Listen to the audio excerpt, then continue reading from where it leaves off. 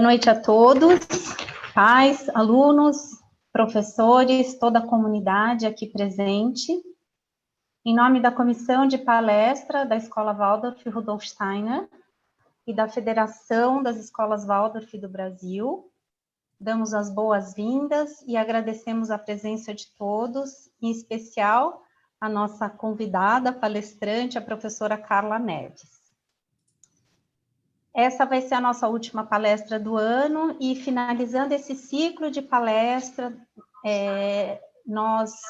com o nosso compromisso de trazer sempre conteúdos que possam expandir a nossa consciência com a base na ciência espiritual, apresentaremos nossa convidada, que vai compartilhar conosco suas pesquisas e reflexões com o tema Os 7 processos vitais, os processos criativos da vida. E aqui vai ficar um convite para todos os nossos participantes, uma reflexão na noite de hoje, que é como aprendemos e transformamos o mundo. Então, agora eu vou falar um pouquinho sobre a nossa querida Carla.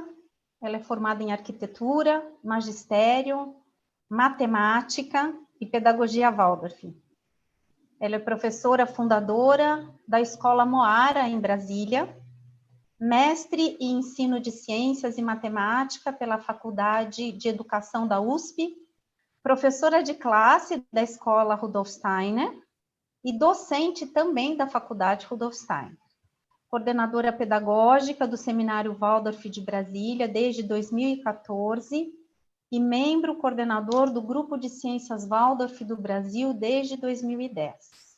Responsável pela área de ensino fundamental, pela matemática e geometria. A nossa palestra vai ter duração de 1 hora e, ao longo da palestra, os participantes podem fazendo perguntas. E eu vou passando essas perguntas para a professora e, na medida do possível, ela vai respondendo. Então, eu desejo a todos uma boa palestra, os nossos sinceros agradecimentos à professora pela sua dedicação, pelo entusiasmo, né? E, mais uma vez, por compartilhar os conhecimentos que ela tanto traz com carinho, com emoção, com muita satisfação. Então, uma boa palestra a todos. Muito obrigada, Adriana. A Adriana é uma pessoa muito querida também, junto com a Fabiana, com o Paulo, com o Gabriel, participantes da comissão de palestras da escola onde eu trabalho já há quase 13 anos, com muita dedicação, com muito empenho e com muito aprendizado, como sempre, né? A tarefa maior do professor sempre é aprender. E vai ser muito bom estar com vocês hoje. E para nós começarmos, eu queria fazer um convite. Eu dei uma olhadinha lá no YouTube, vi várias pessoas conhecidas, então eu queria convidar todos para um pequeno momento de introspecção e de conscientização de que estamos ao vivo.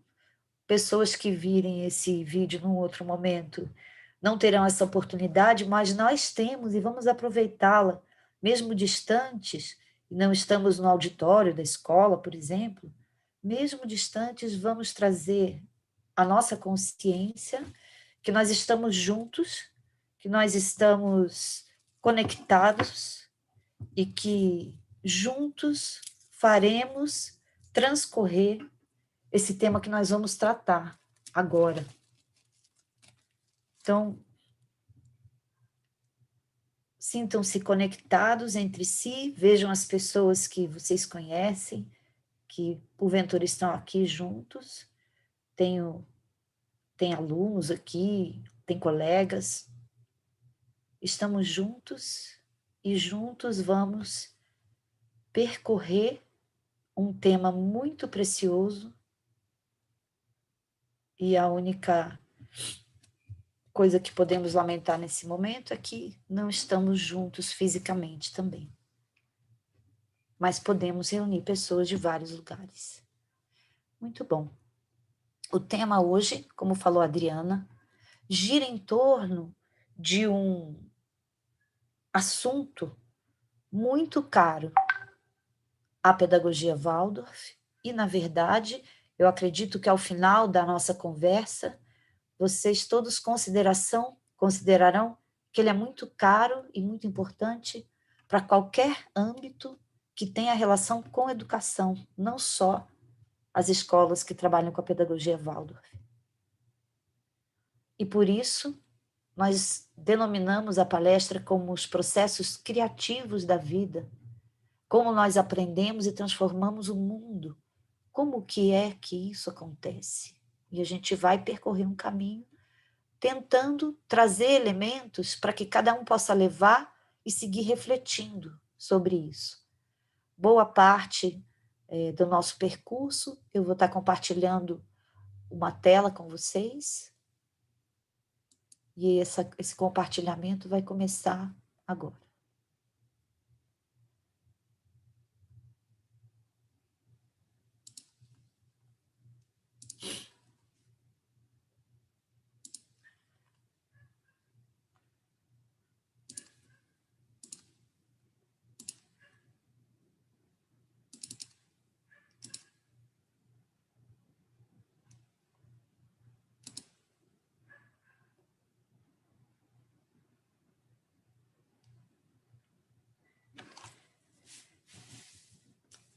Agora, eu queria convidá-los todos a fazerem um exercício de imaginação. Muitos de vocês já devem ter realizado tal exercício, com alguns eu conduzi essa imaginação, e outros talvez façam esse exercício pela primeira vez. Eu quero que vocês imaginem uma semente de uma planta que dê flores. Imaginem essa semente na palma da sua mão.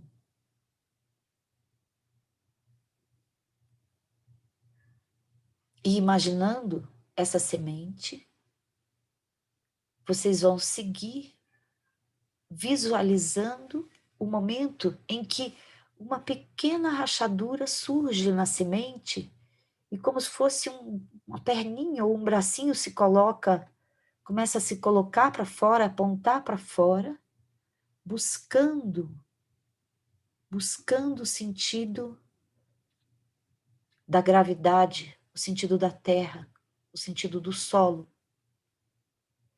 E esse bracinho, essa perninha se estica e vai crescendo na direção do solo. E um pouco depois, começa a sair também, na outra extremidade da semente, um outro brotinho, como se fosse um bracinho ainda bem insignificante, e logo ele se desdobra em duas pequenas folhas redondas que começam a se abrir, a aumentar, e essas folhinhas seguem na direção oposta daquela perninha que foi na direção do solo. Elas seguem na direção do céu, na direção do sol, na direção da luz e do calor. A outra extremidade é o começo de uma raiz, e ela segue na direção do solo e da escuridão e da umidade. E ambas extremidades seguem crescendo, essa pequena raiz se aprofundando cada vez mais no solo, se bifurcando em vários ramos, e a extremidade superior segue na direção da luz, na direção do sol e do céu, se abrindo em folhas e bifurcando-se também em mais ramos, em mais folhas que se abrem recebendo a carícia do vento e se expandem, sempre na direção do alto. Essa polaridade entre a escuridão e a luz, entre o frio úmido da terra e esse calor mais seco que vem do sol, é algo muito particular do processo da vida, e o ser humano tem isso em si também. E essa planta, ela segue crescendo e se espichando para cima e na profundidade da terra, até que em um determinado momento, essas folhas que vão surgindo e se abrindo na direção do alto, elas interrompem a subida. E uma espécie de folha muito especial surge, e quando ela começa a crescer, nós podemos perceber que ela é um pouco diferente. Ela é como se fosse uma caixinha de tesouro, toda embrulhada em folhas verdes, que se enrolam umas por cima das outras. A isso nós chamamos de botão. E esse botão, ele aumenta, ele é túrgido, ele se desenvolve, e tem um momento que nós podemos pressentir que ele quer se abrir e revelar algo que tem ali dentro. E finalmente, ele se abre em cores. E essa flor, muito bonita, chama a atenção dos animais ao redor, chama a atenção das pessoas que passam por ali. Ela se abre esplendorosamente para a luz do sol, mas depois de algum tempo, ela começa a fenecer, ela começa a murchar, e as pétalas ressecam. E a primeira pétala cai ao chão, e a segunda, e as pétalas uma a uma caem ressecadas no chão, até que finalmente toda essa flor não está mais ali. E um fruto surge onde antes estava a flor. E esse fruto, por sua vez, cresce, entumece, até que num determinado momento ele também cai no solo.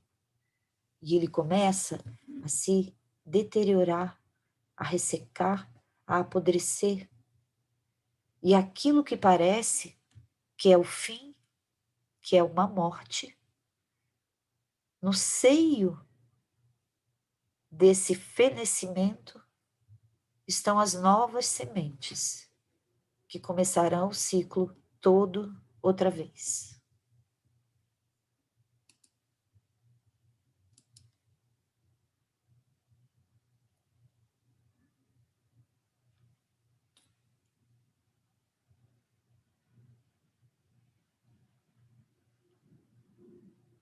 Contemplem as formas, contemplem as cores. Talvez alguns de vocês tenham imaginado uma flor semelhante. Outros, flores bem diferentes. E aqui nós vemos uma pintura bem realista. Mas nós podemos imaginar que ao redor do que os nossos olhos veem, do que os nossos olhos percebem, existem muitas outras coisas, outros elementos que não são perceptíveis aos nossos sentidos. E talvez haja formas artísticas que isso pode se mostrar.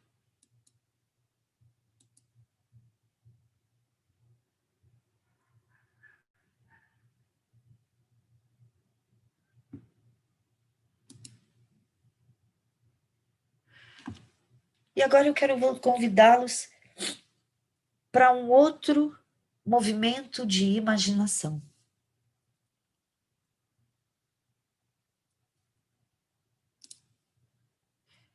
E esse outro movimento de imaginação, ele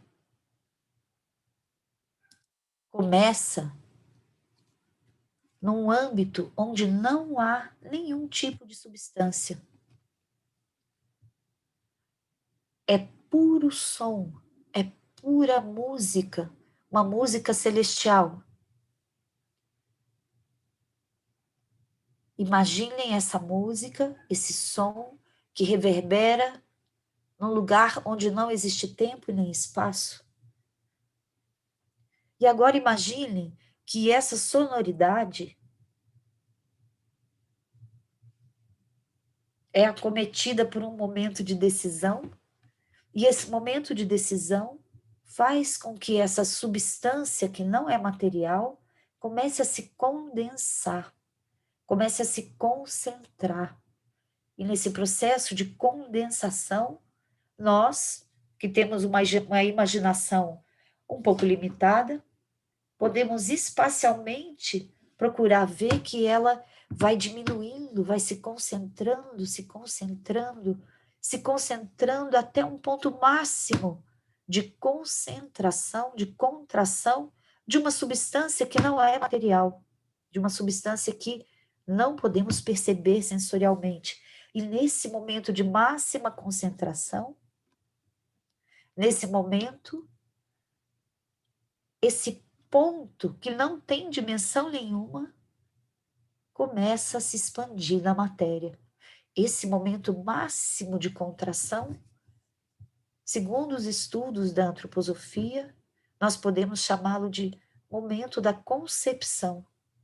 E a partir da concepção, esse som que era imaterial agora começa a se expandir na matéria e nós temos um pequeno ovo, um zigoto que vira uma mórula e vai se expandindo. Nós agora temos um pequeno feto que segue se expandindo e, incrivelmente, quando observamos as proporções que esse ser, que agora materialmente existe em substância física, todas as proporções corporais desse ser são proporções musicais, proporções em quintas, em segundas, em terças.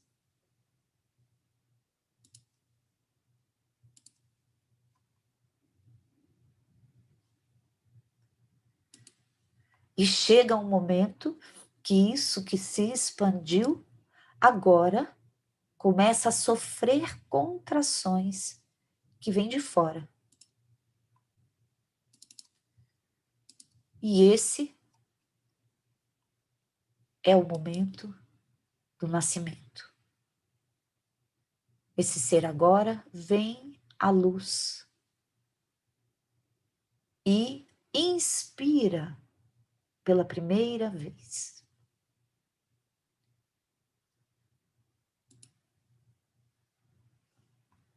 Começamos o nosso percurso agora, olhando para o ser humano, a partir de um olhar que busca compreender esse processo da vida.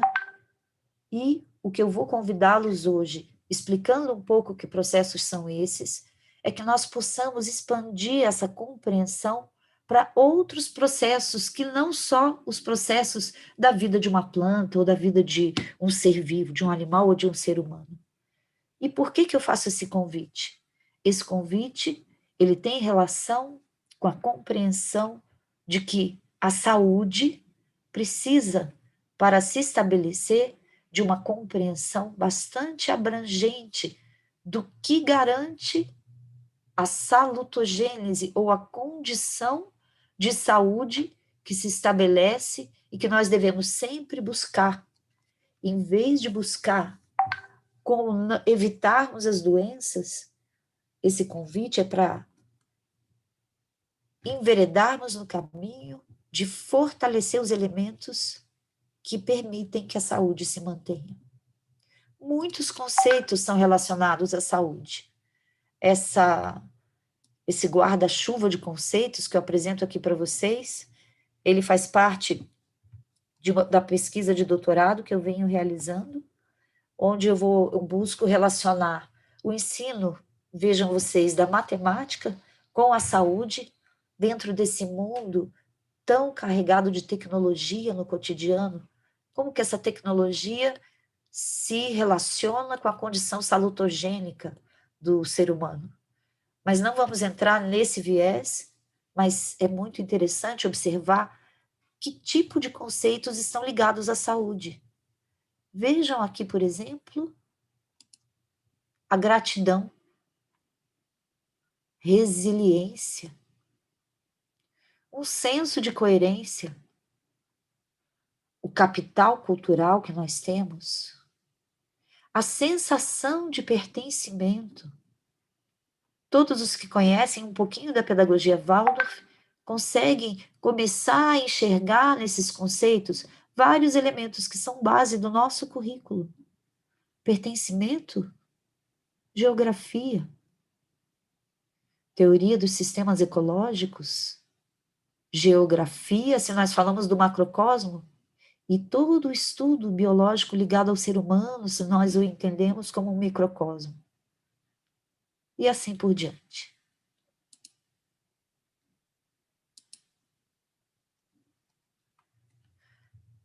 Essa base epistemológica, essa base de estudos e conhecimentos que estão como pano de fundo e motor do trabalho feito na pedagogia Waldorf, nas escolas que trabalham com a pedagogia Waldorf, elas possuem uma compreensão do ser humano e do universo e do cosmo muito interligada e bastante clara e aprofundada.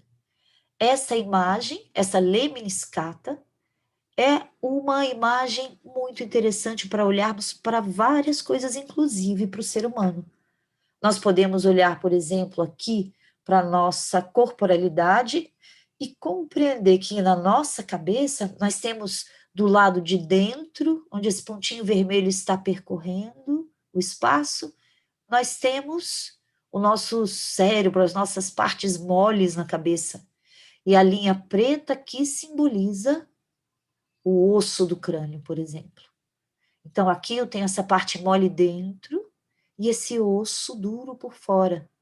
Mas se eu sigo nessa linha, acompanhando o pontinho vermelho, e passo para o outro lado dessa lemniscata, agora eu estou do lado de fora. E desse lado de fora, essa linha preta que eu estou simbolizando o osso, eu vou ter aqui meus braços e minhas pernas, onde eu tenho os músculos ao redor do osso que está no centro. E há um ponto de transição que seria localizado na corporalidade humana no nosso tronco, onde há uma transição desse molinho por dentro e duro por fora para o molinho por fora e o duro por dentro. Aqui nós podemos imaginar as nossas costelas, por exemplo, que são não tão fechadas quanto o crânio e que protegem órgãos muito importantes em seu seio, em seu centro, mas elas pouco a pouco vão se abrindo, elas no começo do nosso tronco, na parte superior, são fechadas, depois elas vão se abrindo e vão se assemelhando mais aos ossos dos membros, digamos assim. É um estudo muito interessante, que pode ser tema de uma palestra. A partir dessa imagem, vários outros elementos ligados à antroposofia se apresentam. Eu queria mostrar para vocês um deles, que é a ideia da polaridade.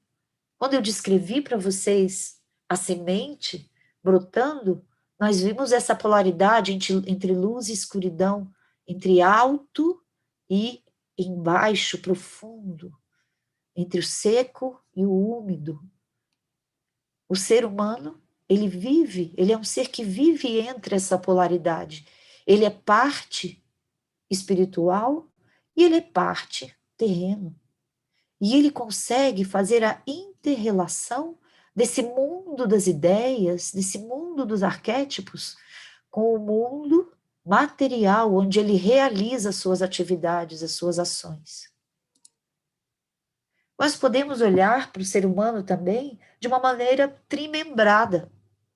Nós podemos compreender um polo neurosensorial, podemos compreender um polo motor, que os nossos membros se colocam em atividade na Terra, e entre eles nós temos um ritmo, o sistema rítmico, onde pulsação, respiração, circulação tem a sua morada principal.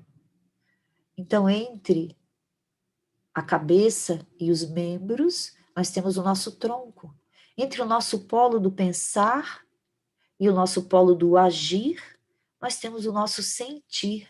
E se nós extrapolamos isso para a sociedade, nós temos o polo cultural, o polo econômico e o polo das relações entre eles, que é o polo jurídico, das relações entre os homens. Nós podemos olhar também para o ser humano de uma forma quadrimembrada e falarmos do corpo físico, que é o corpo da substância material, do corpo vital, que é o corpo responsável pelo crescimento, pela regeneração, do corpo das sensações, dos sentimentos, das percepções, do movimento e de algo que habita essas três corporalidades, que é a nossa individualidade. E olhando dessa maneira que, claro, como matemática, os números me encantam também, nós podemos olhar para uma estrutura de 12 partes, que são os 12 sentidos do nosso organismo sensorial e os 7 processos vitais. E sobre isso, o Steiner vai dizer que a relação entre os números 12 e 7 exprime um profundo segredo da existência. Exprime o segredo dentro do qual o homem se situa. O 12 como ser sensorial, em sua relação com o ser da vida, que é o 7, consigo mesmo como ser vivo. O número 7 é o embasamento misterioso do corpo astral, esse corpo das sensações. Assim como o número 12 embasa misteriosamente a natureza do eu humano, essa individualidade que nos habita. E a vida se estabelece através desses processos. Esses processos que nós não conseguimos enxergar como no retrato, mas quando observamos qualquer ser vivo ao longo do tempo, nós vemos que uma modificação constante ocorre, uma transformação, uma metamorfose, e essa metamorfose, ela tem etapas, e essas etapas são conhecidas como os 7 processos vitais. A vida, segundo Steiner, tem sempre uma composição sétupla. A vida interior de um organismo precisa ser edificada com materiais provenientes do exterior. E vamos entrar nesse segredo já já, que não é nada tão secreto assim. E a vida interior necessita também ser protegida do que provém do mundo exterior. Polaridades relacionadas a esses processos vitais. Aquecer e esfriar.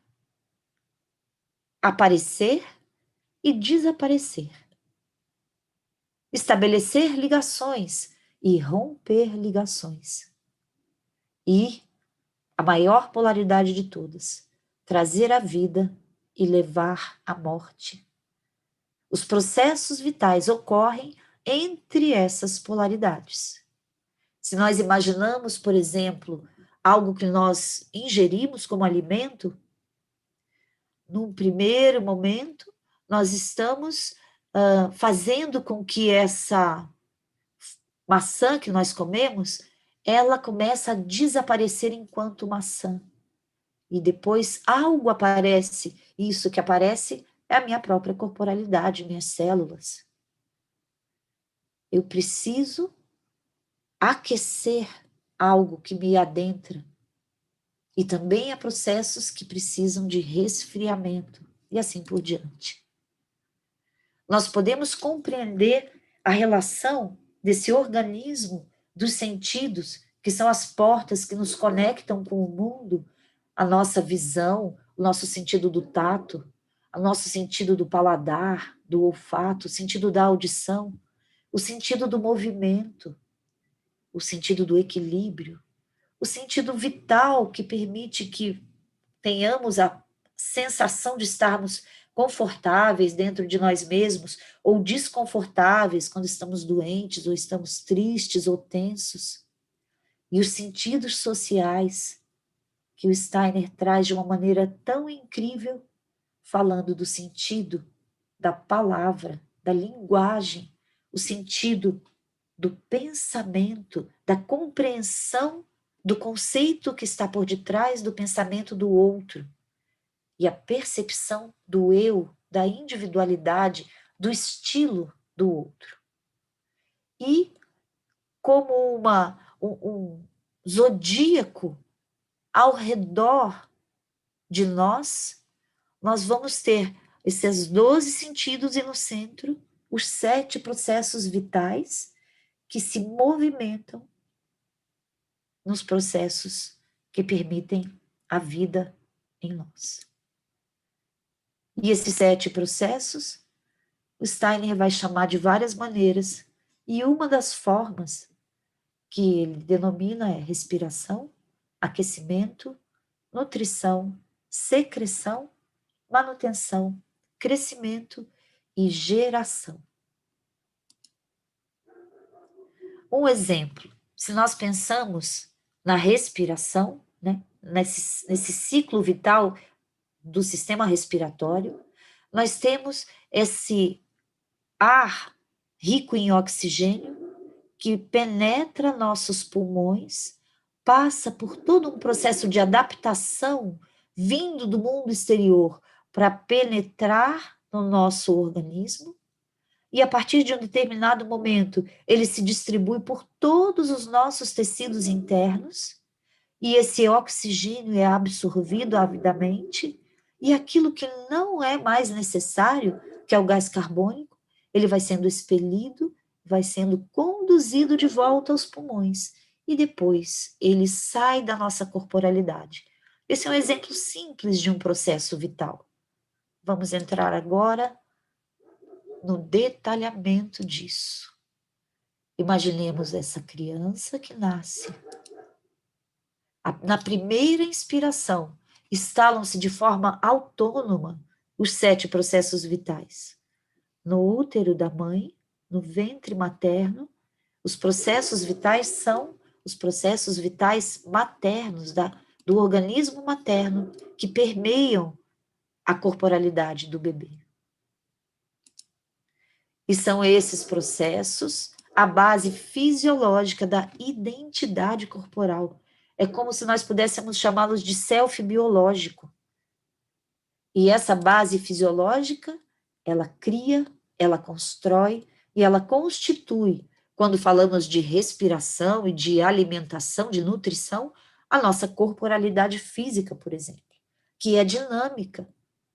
Ela cresce, ela se regenera. E essa visão em 7 processos vitais, que se relaciona com os 12 sentidos do nosso organismo sensorial. Muito bem. Processos vitais orgânicos. O primeiro deles começa no mundo exterior. Algo do mundo exterior vai adentrar a nossa corporalidade e começar a fazer parte do nosso mundo interior. A primeira etapa se chama respiração ou absorção. Esse ar ou esse alimento, ele penetra o meu corpo, meu organismo. E ele começa a ser preparado para seguir esse caminho de entrada. E no nosso nariz, por exemplo, o ar é aquecido. Ou um alimento que entra na nossa boca, ele começa a ser mastigado e aquecido e transformado, ou se ele é muito quente, ele começa a ser adaptado, ele esfria um pouco e ele começa a ser destruído nesse momento chamado nutrição. Ele é partido em partículas cada vez menores. E ao longo do nosso sistema digestório, esse alimento vai sendo cada vez mais quebrado nas suas partículas menores, até chegar no nosso intestino. E lá, nesse longo intestino, essas partículas, agora, algumas delas entrarão pela parede intestinal para a nossa circulação sanguínea e outras partículas não serão selecionadas. Esse é o momento da seleção. Essa seleção, parte do que é escolhido vai ser, digamos assim, secretado para dentro do nosso organismo através da parede intestinal. E a outra parte, que não foi considerada digna de fazer parte da nossa corporalidade naquele momento, vai ser secretada para fora do nosso organismo. E aqui estávamos no mundo exterior e entramos no mundo interior da nossa corporalidade. E aquilo que foi escolhido para penetrar pela parede do intestino, agora vai ser responsável pela manutenção de todos os nossos tecidos, pela regeneração, pela nutrição dos nossos tecidos, das nossas células. E, na sequência, também o crescimento, no processo de vida e morte que continuamente ocorre no nosso organismo. O que morrer vai ser também eliminado, e o que fica e permanece é regenerado e cresce, e nasce e cresce e é regenerado, e depois morre e é excretado. Até que chega ao ápice desse processo, que é a possibilidade da reprodução, da gestação, da geração de algo novo, de um novo que inclusive vai ser entregue de volta para o mundo exterior. Quando nós pensamos nesses processos vitais, olhando para o processo da respiração ou para o processo digestório, nós conseguimos compreender com clareza, eu espero. Mas podemos olhar para esses processos também de outra forma, para processos que também são vivos, também são orgânicos, mas não constituem o nosso organismo físico. E quando nós falamos de educação, nós precisamos olhar para esses outros processos que, para que uma educação de fato aconteça, precisam ser vivos, constantemente vivificados. Para nós entrarmos nesse campo, vamos lembrar o significado da palavra educação, que vem do latim educere, e significa para fora, ou exterior, ducere significa conduzir, como o condutor de uma carruagem. Então, a palavra educação, ela significa conduzir para fora. Algo que, se é conduzido para fora, está dentro. E a segunda palavra é conhecimento. O conhecer, que também vem do latim, do cognoscere. E aqui nós temos duas partes, dois vocábulos que se juntam para formar a palavra conhecer, e que no português, quando falamos conhecer, não percebemos mais essa conotação original, mas em outras línguas de origem latina, sim, como o francês, quando dizemos connaître, connaître, naître, em francês é nascer. Conhecer, gente, significa nascer junto. Algo só se torna conhecimento para mim quando nasce junto comigo. Quando nasce a cada momento, não só no momento do nascimento, do aniversário. Se algo não nasce dentro de mim, o conhecimento não se estabelece. E dessa maneira, eu quero convidá-los a compreender que a arte de educar não é exatamente uma aula de artes. As escolas Waldorf são famosas, são conhecidas pelo trabalho artístico, os trabalhos bonitos que os alunos fazem, seus cadernos. Mas nós aqui estamos falando de arte de educar, de aulas artísticas. Uma aula de artes é uma aula de pintura, uma aula de tecelagem, uma aula de modelagem. Mas toda aula deveria ser uma aula artisticamente preparada.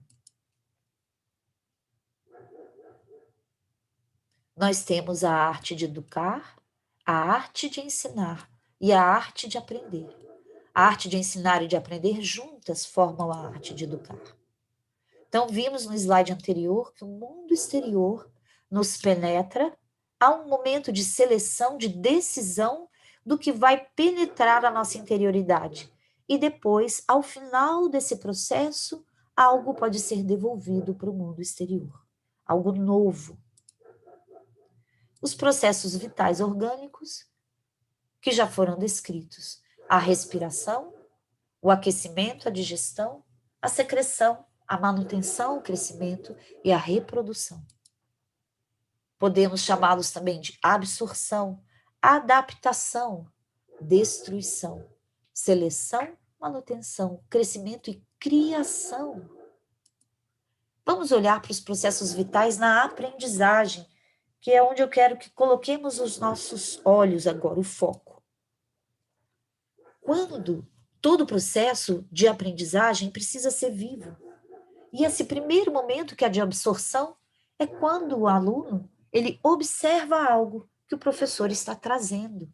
Pode ser algo que ele vê, pode ser algo que ele escuta uma narrativa e ele imagina. E a partir de um determinado momento, isso aquece, isso chama a atenção, isso desperta o interesse. E a partir do momento que eu me interesso, que eu me entusiasmei, me aqueci em relação ao que eu estou observando, eu começo a procurar compreender, eu começo a analisar aquilo que foi trazido, até que finalmente uma aprendizagem acontece. Mas uma aprendizagem é algo que eu só aprendi por enquanto, e eu preciso ir além. Eu preciso, além de aprender, eu preciso apreender. Eu preciso que isso seja entronizado dentro de mim, que se torne conhecimento, que nasça dentro de mim. E para que isso de fato possa acontecer, eu preciso continuar vivificando isso internamente. Então, eu preciso exercitar aquilo que eu aprendi, para que ele não se esvaia e esse processo não pare no meio do caminho. Quando eu exercito, eu aprofundo a aprendizagem, eu aprofundo a compreensão e eu desenvolvo novas capacidades. E, finalmente, ao final, eu tenho a possibilidade, a partir desse conhecimento entronizado e vivo dentro de mim, eu tenho a possibilidade de criar algo e entregar para o mundo, algo que eu criei. Por isso, podemos entender o homem como um ser artístico. Todo o processo artístico é trazer algo do mundo exterior, eu olho, observo, me relaciono com o mundo exterior, elaboro, passa por um processo de digestão interno. Então, esse meu mundo interior produz algo, uma possibilidade que eu posso concretizar e levar de volta para o mundo exterior. Toda aprendizagem, de fato, permite um ato criativo ao final. E se nós compreendemos isso, nós podemos talvez perceber que em vez de provas na escola, nós poderíamos ter atos criativos ao final de um trabalho de aprendizagem. Existem também os processos vitais no ensino. São os processos de ensinagem. Como que um professor prepara uma aula? Aqui eu vou passar um pouquinho mais rápido, porque o foco eu queria realmente que ficasse nos processos vitais de aprendizagem, que estão ao encargo dos educadores, e eu vou dizer que os educadores não são apenas os professores, mas toda pessoa que se debruça na atividade de educar uma criança ou um jovem, a mãe, o pai, os tios, os parentes, os avós, os outros funcionários da escola que têm contato com as crianças. Às vezes, alguém que a gente cruza na rua uma única vez na vida e vê essa pessoa fazendo algo e aquilo nos marca profundamente. É um ato educativo. E os processos vitais de ensinagem começam na coleta de material, né? No olhar para... Eu sei que eu preciso trabalhar um tema, digamos que seja a geografia da Amazônia, eu começo a coletar material e nessa coleta eu me interesso por alguns materiais em específico e eu pesquiso mais profundamente, eu levo isso a um processo de análise e finalmente eu seleciono aquilo que eu quero levar para os meus alunos. Eu começo então a organizar, a ordenar esse material e agora eu tenho como definir os tópicos, como eles serão encaminhados para os alunos, eu agrego novos elementos que possam enriquecê-los e, finalmente, eu tenho uma aula preparada. Isso é a arte de educar. Eu crio uma aula. Toda aula deveria ser uma obra de arte.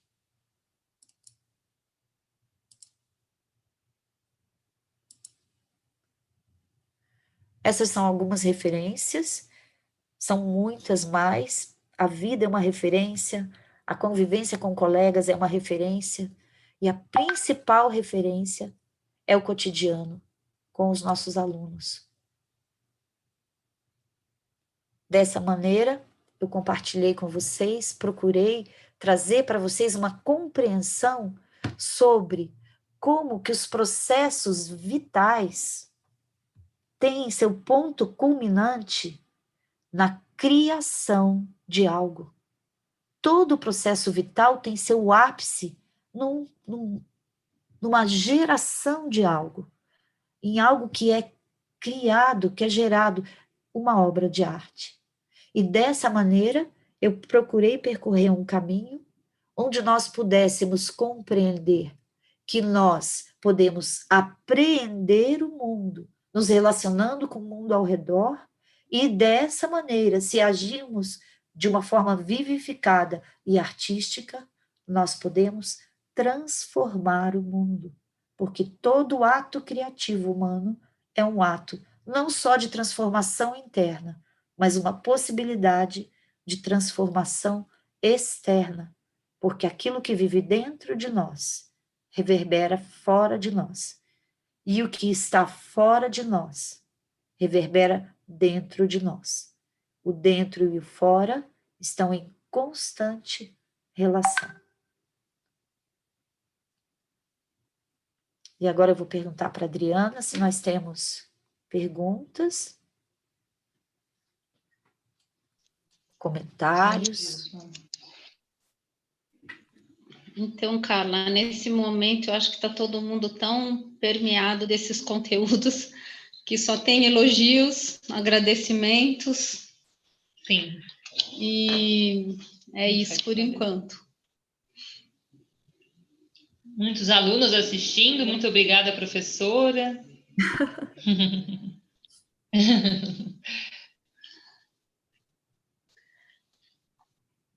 Mas seria interessante Então, talvez acrescentar em alguma coisa.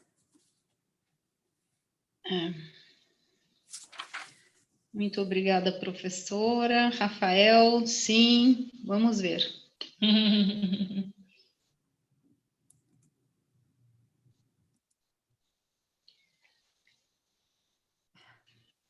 Estamos impactados. Alguns comentários só. Bom, o que eu gostaria de dizer é que a palestra vai ficar gravada no site da federação, depois a gente vai disponibilizar no site, no Face da Comissão de Palestras, também na Coordenadoria de Paz, que hoje também tem um site, e eles publicam tudo o que está acontecendo, principalmente as palestras, né? E nós temos aqui uma pessoa que colocou. Isabel Marques faz um comentário: todas as criaturas nascem artistas, a dificuldade é continuar artista. Enquanto se cresce. Enquanto se cresce, isso é uma fala de Pablo Picasso. Eu queria fazer um comentário dessa contribuição da Isabela Marques, porque por que será que é difícil, né? E existe essa dificuldade quando nós crescemos, né? E nós, educadores, deveríamos constantemente refletir sobre isso. O que acontece ao longo desse período escolar, desse período não só dentro da escola, eu falei antes que todos somos educadores, né? Todos somos educadores, todos agimos diante das crianças e as crianças, de fato, se pautam em nós. O que será que nós fazemos e o que será que poderíamos fazer para não ressecar esse processo de aprendizagem e que isso possa seguir para a vida de uma forma viva, entusiasmada. Essa palavra entusiasmo é outra palavra muito bacana. Ela significa preenchido do Espírito. E se eu continuamente tenho a possibilidade de vivificar minha relação com o mundo através de processos vitais de aprendizado, de ensinagem, de uma nutrição saudável, de uma vida rítmica, com sono, com respiração, com tudo isso, eu tenho sim a chance de levar essa capacidade vívida, para a vida como um todo. A gente olha uma criança brincando e a gente fica tão alegre de ver a vida presente e como a criança leva a vida para toda a brincadeira espontânea que ela faz. E depois, quando a gente começa a vida escolar, como que a gente pode manter essa vida que nós vemos nas crianças? Na época que elas brincam. Na pedagogia Waldorf, a resposta que está em contínua transformação é através da arte. Mas eu vou lembrar que eu falei para vocês que a arte não é apenas pintar e desenhar e fazer belos cadernos, que sim, são belíssimos. A arte é entrar em contato com adultos para quem a criança olha admirada, esperando que o mundo seja para ela apresentado e a cada dia trazer uma obra de arte, algo que eu criei. E conduzir a aula de uma maneira artística, para que isso possa entrar de uma forma viva no fluxo de aprendizagem das crianças, e que elas possam fazer relações com aquilo que já vive dentro delas, e elas possam fazer esses processos elas próprias internamente.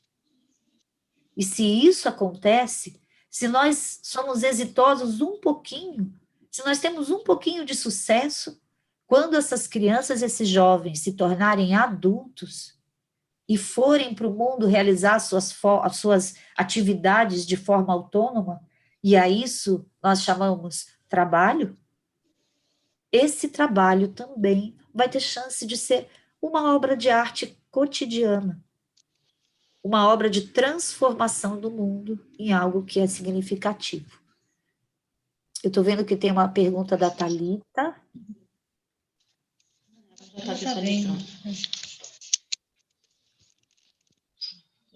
Se é possível falar sobre esse processo artístico no momento atual via telas. Nossa, é uma pergunta muito, muito boa. Para os que me conhecem, alguns já têm uma expectativa na minha resposta, né? Todo processo vital necessita de substância que possa passar por esse processo digestório. Quando nós falamos dos meios eletrônicos, que tipo de substância que nós recebemos? Recebemos alguma substância de fato, real, verdadeira, sonora? Ou recebemos impulsos eletrônicos? A tradução de impulsos, de uma voz para impulsos eletrônicos. Vocês estão aí em casa com a impressão de que estão escutando a Carla falar, mas vocês estão recebendo impulsos eletrônicos que não são a minha voz. Se vocês estivessem diante de mim, me vendo de pé falando, certamente a impressão que vocês teriam seria bastante diferente, muito mais ampliada, muito mais rica do que a que vocês têm agora.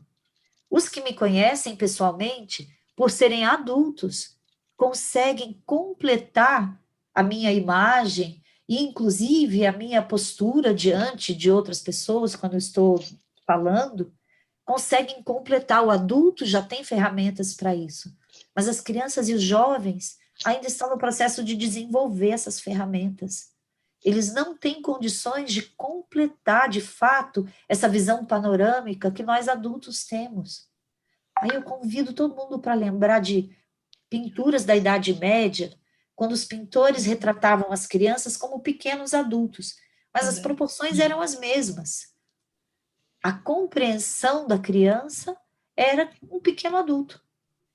Eu tenho um amigo artista plástico, músico, no fim do século passado, do século XX, ele falava, nós estamos entrando na idade, não na Idade Média, mas na Idade Mídia. E quando a gente olha para tudo essa compreensão da criança hoje, que é tão profunda e tão variada, muitas vezes eu tenho essa sensação de que nós olhamos para a criança como se ela fosse um pequeno adulto, e lesse o mundo como um adulto, e compreendesse o mundo como um adulto. E em cada momento da biografia, mesmo quando adultos, a nossa visão de mundo, ela se transforma. E algo que nós sabemos é que a criança pequena, a criança mais velha, o jovem, o adolescente, eles ainda estão construindo as ferramentas para chegarem, de fato, numa capacidade plenamente autônoma de se relacionar com o mundo. E só quando isso acontece, essa visão panorâmica é possível e eu posso complementar de alguma forma o que me chega via uma tela. A impressão sonora, o que vocês estão vendo enquanto formato da minha cabeça, ou as cores que estão aqui no ambiente onde eu estou, que na verdade são pontinhos verdes, vermelhos e azuis que correm vertiginosamente na frente dos nossos olhos, não conseguimos acompanhar essa velocidade e temos a impressão de que estamos vendo alguém, mas é uma ilusão. Que substância é essa que nós entregamos para as crianças? E se não há substância verdadeira, não há o que ser processado. E aí fica o convite para cada um refletir o que eu entrego para os alunos se eu uso os meios virtuais. E como eu posso garantir que eu entrego algo para eles que seja passível, de fato, de ser digerido. Nós estamos num momento muito especial, muito constrangedor, inclusive. Sentimos-nos divididos e separados e distantes e sozinhos e muitas coisas. O que nós podemos enviar para as nossas crianças que permita que pelo menos um pouco elas tenham essa possibilidade de ter verdadeiros alimentos? Alguma coisa virtual, dependendo da idade que essas crianças, esses jovens têm, talvez possa ser um veículo de uma parte, mas a gente precisa garantir que, de fato, nutrientes de verdade sejam entregues. Uma criança ou um adolescente que fica mais de meia hora na frente de uma tela em uma aula, isso não vai prover alimento. Isso vai trazer algo venenoso para ele, na verdade. Eu sou meio contundente nessas coisas que eu falo, mas entendam como uma provocação para uma reflexão que é muito importante no momento da atualidade.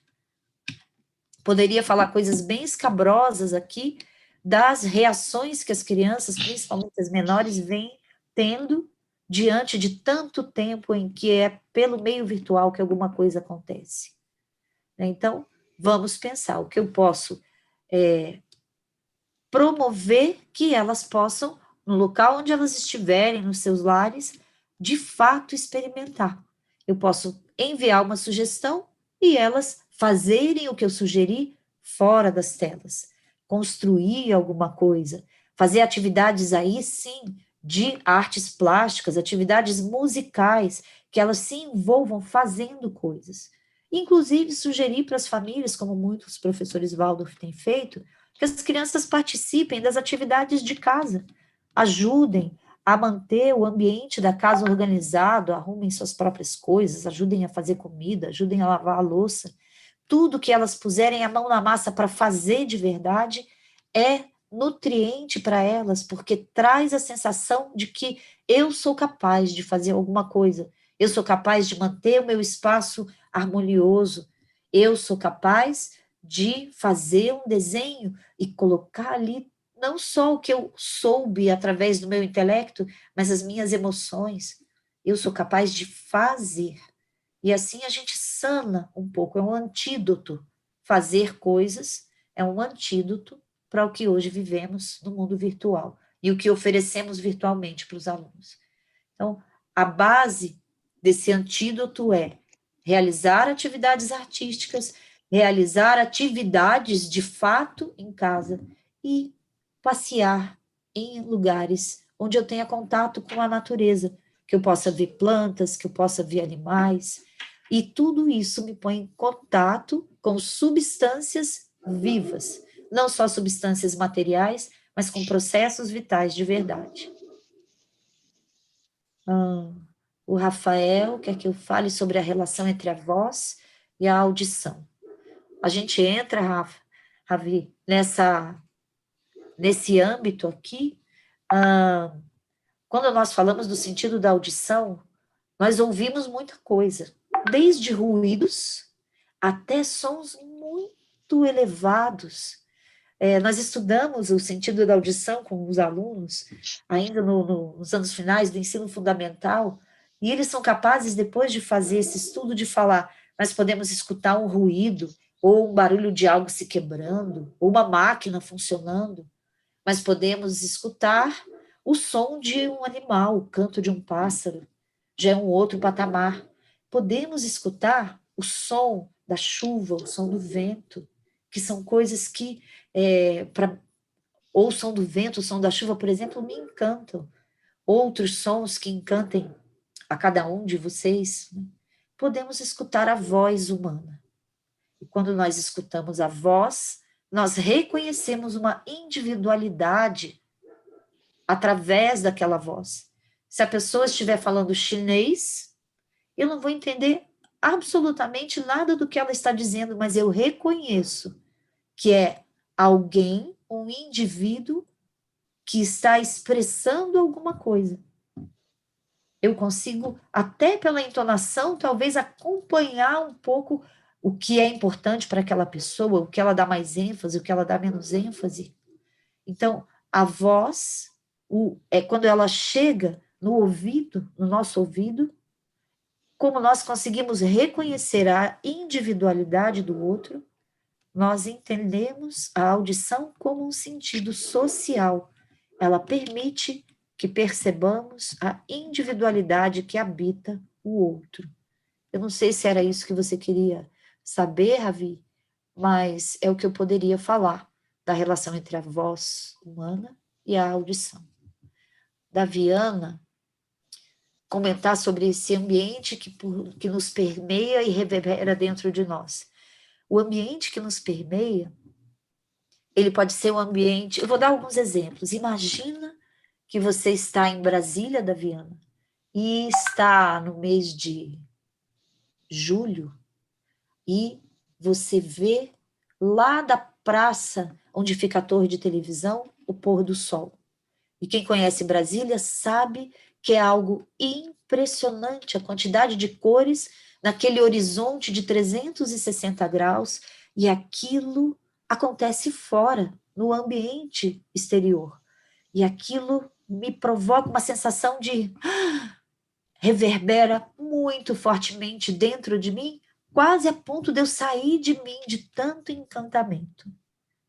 Mas pode ser que eu entre lá em Brasília, na Catedral Dom Bosco, que é um projeto do Oscar Niemeyer, é um grande cubo, para quem não conhece, de colunas muito estreitas, e entre essas colunas há vitrais que vão do chão até o teto e terminam numa forma ogival, e esses vitrais são todos de pequenos pedaços quadrados e retangulares de vidros azuis, das mais variadas tonalidades de azul.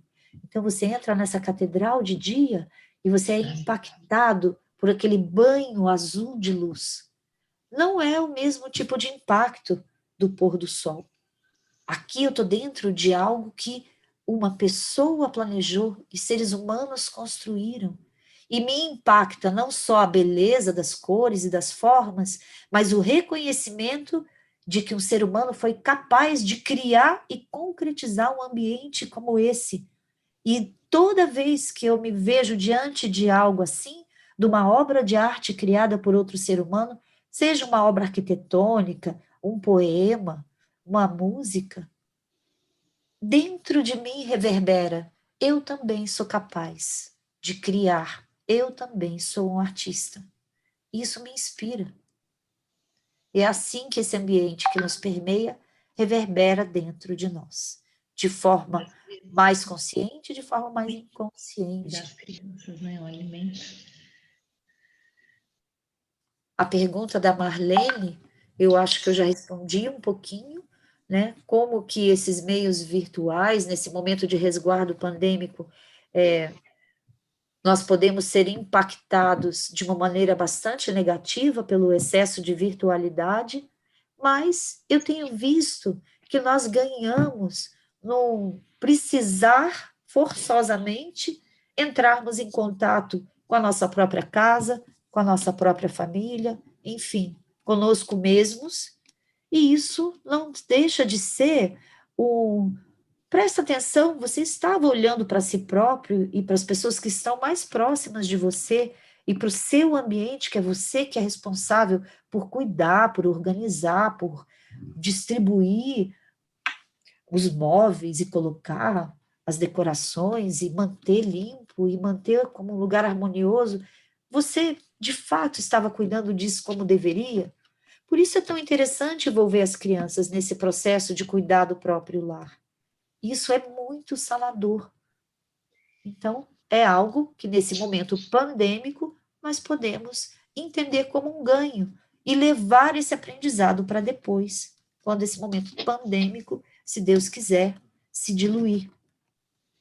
Então, podemos sempre tirar aprendizados do que nos acontece.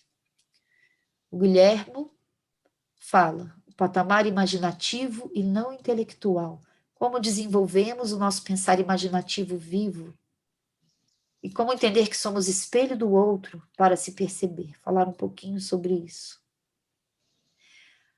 Desenvolver um pensar vivo é constantemente compreender que eu preciso vivificar algo dentro de mim, me interessando, aquecendo, buscando, sendo curioso em relação àquilo, buscando me entusiasmar.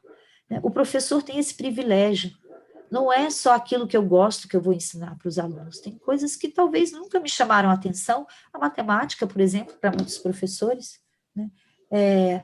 Se eu me dedico, se eu me debruço, se eu voluntariamente, conscientemente, me coloco aberto para me interessar por um tema, esse tema tem muita chance de se tornar vivo para mim. E eu me movimento ao redor do tema. Eu procuro compreendê-lo de formas diferentes. E dessa maneira, esse tema passa a viver dentro de mim. E toda vez que isso acontece, eu me entusiasmo. E esse é o principal ingrediente para qualquer aula de sucesso. Eu me entusiasmo, e aí eu me dedico com responsabilidade, ou seja, com habilidades que possam ajudar a encaminhar respostas, né? Eu me dedico com responsabilidade a organizar isso que me entusiasmou para poder levar algo que, a partir dos meus conhecimentos de metodologia, de didática, eu possa levar de uma forma adequada para as crianças e para os jovens. Eu preciso conhecer que momento biográfico é esse que os meus alunos atravessam e o que é adequado para esses alunos nesse momento. Será que qualquer tema é tema para qualquer idade? Será que qualquer metodologia é metodologia para qualquer idade? Não. Se cada um de nós faz o exercício com calma, de procurar se lembrar de como era que olhava para o mundo e se relacionava para o mundo quando tinha 7 anos de idade, e depois quando tinha 12 anos de idade, ou 15, certamente vai lembrar que era bastante diferente. O óculos que a gente veste para olhar para o mundo em cada momento da biografia é distinto. E o professor tem a obrigação de conhecer como é que a criança se relaciona com o mundo em cada fase da sua biografia. Uma coisa a gente tem certeza, não é como o adulto. Então, o professor precisa se dedicar muito a conhecer essas etapas de uma forma bastante variada, não é só cognitivamente, mas emocionalmente, que tipo de atividades ela tem disposição e ferramentas internas para realizar quando ela tem aquela idade. Né? Todo um conhecimento é necessário para que nós possamos desenvolver esse pensar imaginativo, primeiro em nós mesmos, e dessa maneira inspirar nossos alunos a fazerem o mesmo. E quando nós inspiramos uns aos outros, é nesse sentido que nós somos espelho do outro. Ser espelho do outro é ser inspirado pelo outro. E já diz o Roberto Crema, ninguém educa ninguém, ninguém se educa sozinho, o ser humano se educa no encontro, porque o outro sempre vai ser a minha referência de mim mesmo. É o outro que permite que eu me conheça, a mim. E tem um outro que habita dentro de mim. E a Hannah Arendt vai falar, o nosso pensar é o diálogo comigo mesmo. Existe um outro eu que me habita e eu preciso entrar em contato com ele e dialogar com ele. Isso se chama pensar. E uma das possibilidades que nós temos agora nesse momento pandêmico é nos dedicar um pouquinho mais a essa conversa com a gente mesmo. Marina, o que as escolas devem fazer para poderem propiciar um ambiente adequado para o professor poder realizar uma aula artística? Nossa, essa pergunta é muito grande, né? Porque o que é uma escola? Uma escola não é uma construção apenas. Uma escola não são os equipamentos, o mobiliário e os materiais, os papéis, as tintas que estão lá dentro.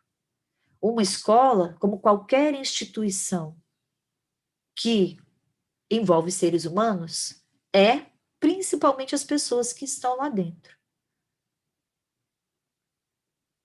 Então, o que as escolas devem fazer para poderem propiciar um ambiente adequado para o professor poder realizar uma aula artística? Tem um texto da dona Leonore Bertalot, uma professora que foi formadora e professora na escola Rudolf Steiner por muitos anos, foi minha professora no meu seminário de formação de pedagogia Waldorf. Ela tem um texto lindo, pequeno, muito simples, mas ele se chama Leve Flores para a Professora. A maneira para nós propiciarmos um bom ambiente para o professor é cuidar muito bem desse professor. E um professor bem cuidado, ele vai estar saudável e capaz de poder desempenhar a sua atividade profissional. Se esse professor não tem um ambiente bem preparado, se ele não é respeitado, se ele não consegue estabelecer boas relações com as famílias e com os colegas, o trabalho com as crianças vai sofrer consequências disso. Então, ambiente adequado para o professor é um ambiente de convivência viva, de diálogo e de respeito. Porque na escola cada um tem a sua tarefa. A tarefa do professor é conduzir o fazer pedagógico. Ele se prepara no mínimo 4 anos para desempenhar essa tarefa. Um professor Waldorf, de 7 a 8 anos para desempenhar essa tarefa. E isso precisa ser visto, reconhecido.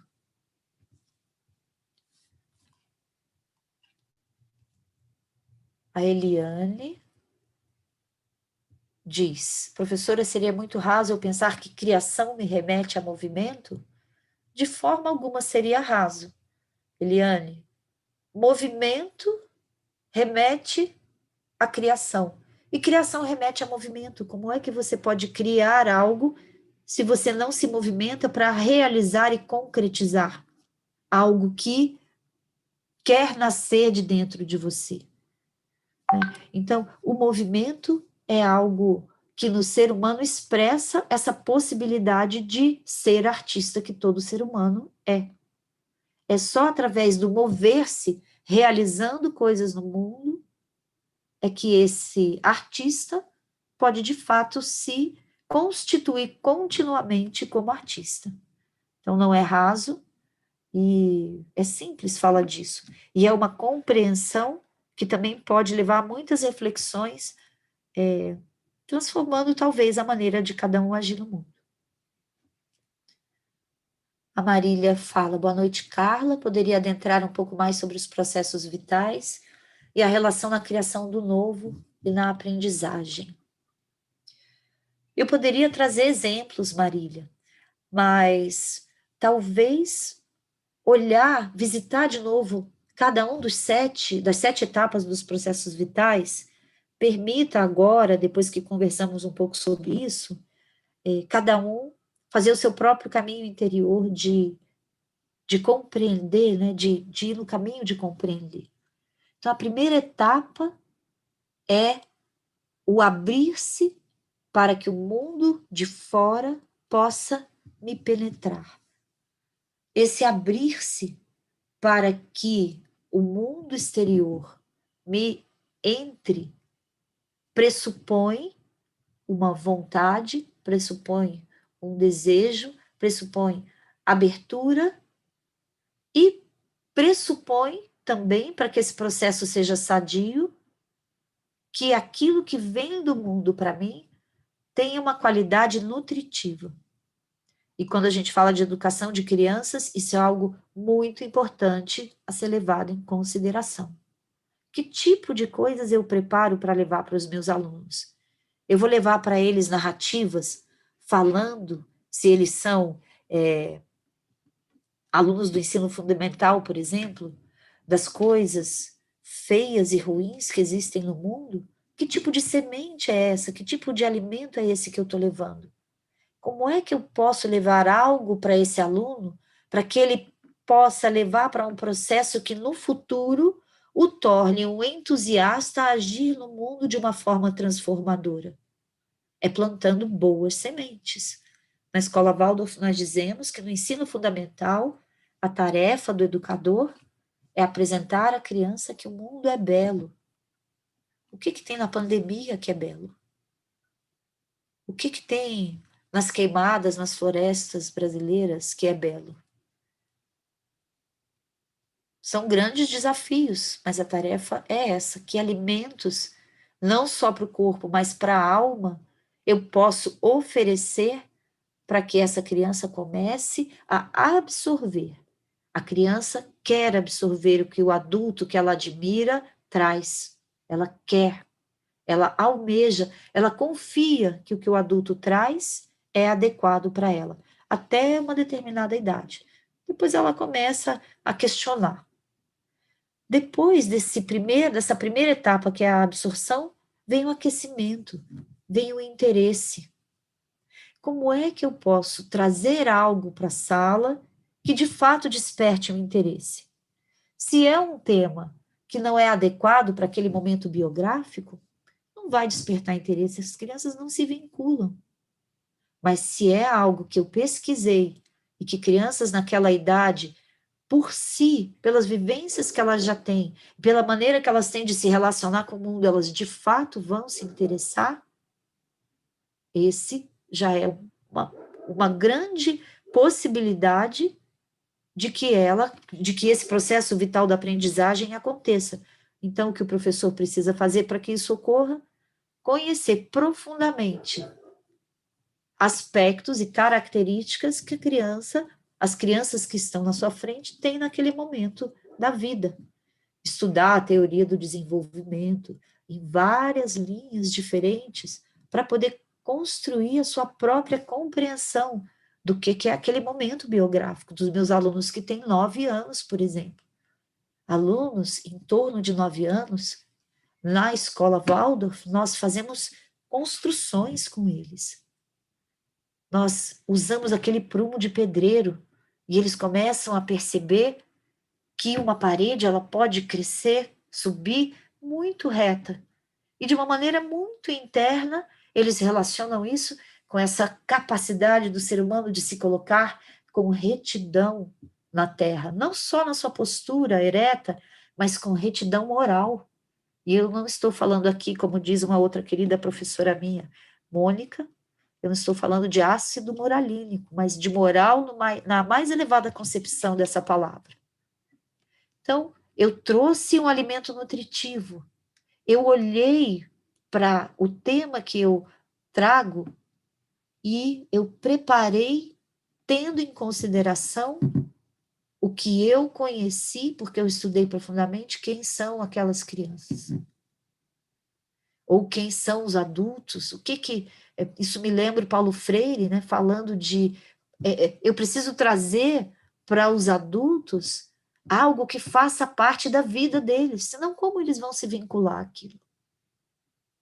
Depois, já quase lá no interior, eu preciso trazer possibilidades de que isso seja analisado, que ele possa começar a ser destrinchado, para que eu possa finalmente chegar no ponto de selecionar aquilo que eu vou incorporar e aquilo que naquele momento não me interessa muito.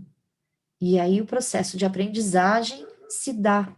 E com entusiasmo, algo vai se exercitar, e esse entusiasmo ele pode, às vezes, ser trazido de fora. Um professor entusiasmado é bastante diferente de um professor não entusiasmado. Um professor entusiasmado trazendo uma lista de exercícios de matemática e um professor que vem com uma cara muito enfadonha trazendo a mesma lista, vai provocar reações diferentes nos alunos. E esses alunos vão se entusiasmando, por sua vez, descobrindo que conseguem se relacionar com aquilo. Isso vai se incorporando, se constituindo, se consolidando como conhecimento e, finalmente, de uma forma autônoma, algo pode ser criado. Criação depende de autonomia. Se não tem autonomia, não é criação. Não fui eu que gerei. Né? Então, para compreender os processos vitais na aprendizagem, a gente precisa estudar muito e se preparar muito para poder entender o que cada uma dessas pequenas etapas representa. Marília, eu espero ter trazido alguns elementos para deixar você com algumas perguntas a mais e seguir refletindo e querendo estudar mais e conhecer mais e buscando compreender isso que é tão interessante, que são os processos de ensinagem. Ensinagem.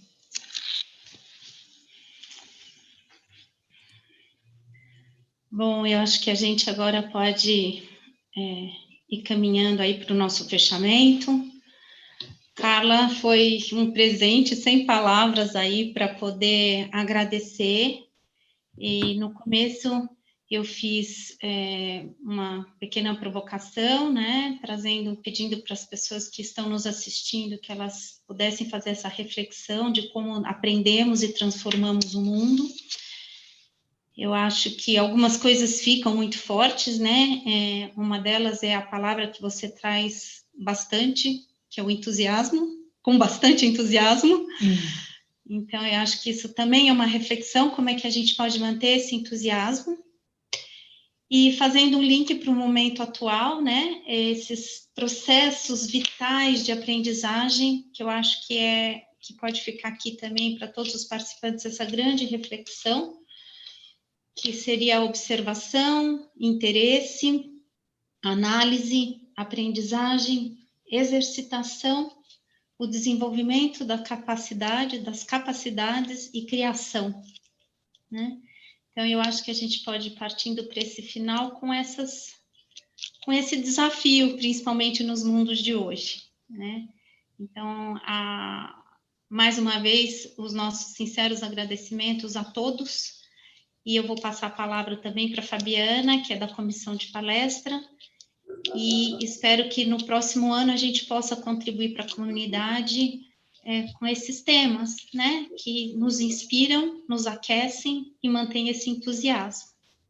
Então, muito, muito, muito obrigada, Carla. E agora eu passo a palavra para a Fabiana. Carla, querida, em primeiro lugar, quero agradecer pela bela palestra. Estou extremamente nutrida. No começo, eu juro que eu fiquei um pouco perdida. Eu falei, meu Deus, aonde que a Carla vai chegar, né? E foi encantador o teu enlace aí de tudo. E o que me move e que me nutre, que eu saio feliz hoje, é saber que todos somos artistas, né, capazes de criar. Isso para mim me encantou tremendamente. E muito interessante essa coisa do externo. Foi muito claro para mim, ficou muito claro no final a história do externo, que entra, passa pelos processos e você cria. Isso para mim foi encantador. Eu já fiz alguns cursos, participei de alguns workshops, mas pela primeira vez isso sedimentou dentro de mim. Então, para mim foi bem importante. Para mim era tudo muito difícil. Agora sedimentou de uma maneira que eu nunca vou esquecer. Porque para mim eu falava assim, o que era mesmo 7 processos? E agora sedimentou, sabe? Então eu quero agradecer, assim, está muito claro para mim. Entra, transforma e cria, e isso é um processo, né, vital. É muito lindo isso. Muito lindo muitas coisas, mas isso principalmente. A história de morrer para nascer também é muito lindo. Enfim, eu estou bem encantada com muitas visões que você trouxe agora que me tocaram muito. Eu quero agradecer a todos, né, agradecer esse trabalho, e nesse momento tão difícil que a gente está vivendo, quero agradecer muito, estou falando da comissão de palestras em especial, né, a participação e assim o trabalho e o envolvimento da Adriana Ortiz, que está aqui com a gente hoje e que foi fundamental, porque hoje a comissão está com muito pouca gente, e se não fosse a Adriana, eu acho que isso não teria sido possível. A você, Carla, que em nenhum momento, apesar de todas as dificuldades, prorrogações de data e tudo, não desistiu de trazer essa pérola aqui para a gente, que foi bem, bem importante agora nesse momento, né? E agradecer muito os apoios técnicos, né, da Andréa Munhoz, que está fazendo aí um papel importantíssimo nesse momento, e a Cristina Velasquez, né, que cedeu plataforma do Zoom aí da federação e que está fazendo todo o apoio. Eu achei que eu ia ter que anotar as perguntas, passar para o chat, eu estava toda tensa, ela já fez tudo. As perguntas vinham aqui, a Cristina já colocava ali, eu falei, nossa, estou tranquila, eu posso curtir a palestra. Então, foi maravilhoso e essa equipe aí deu super certo. Então, agradecer mesmo a todos vocês, queridos. E eu acho que agora a Andréia e a Cristina podiam mostrar a carinha delas, né? E a gente faz um tchau geral, desejando aí um final de ano para todo mundo maravilhoso. É isso mesmo. Cadê a Andréia? Cadê você? Eu queria sublinhar todos esses agradecimentos que a Adriana Aí. e a Fabiana. Obrigada, Andréia. Andréia foi a salvadora da pátria. Cadê a Cristina? Agradecer quem veio ver, né? Também. Eu acho que ela não está mais no Zoom com a gente, mas ela acabou de comentar comigo. Chegou a 120 pessoas assistindo, muitos comentários, agradecimentos, foi muito legal. Espero ter plantado algumas sementinhas interessantes aí para todo mundo. Agradeço muito. Obrigada, Carla. Foi maravilhoso mesmo. A oportunidade de todos. E, de fato, essas coisas são muito entusiasmantes mesmo, né, gente? Hoje eu estou meio assim porque eu acordei muito gripada, fiquei tomando Infludo o dia inteiro. E agora, mas foi bem bacana. Muito obrigada, Adriana, Fabi, essa comissão de palestras é incrível. E talvez uma última palavra, o ser humano ele consegue fazer todos esses processos quando ele está com outras pessoas, né? E essa comissão de palestras da Escola Waldorf Steiner é incrível, assim como esse grupo que está ajudando a conduzir os processos na Federação das Escolas Waldorf do Brasil. Agora também é um grupo muito entusiasmado e proativo, e juntos nós vamos criando processos que são processos de organismos sociais, né? Não só dos indivíduos, assim. Então, essa é uma outra possibilidade de se olhar pelo viés dos processos vitais, como que os organismos sociais passam por esses processos, né? Isso é algo também bastante interessante de observar. Obrigada, gente. Um abraço para todos. Bem apertado. Boa noite. Muito bom estar com todo mundo. Beijos. Muito obrigada. Tchau, tchau.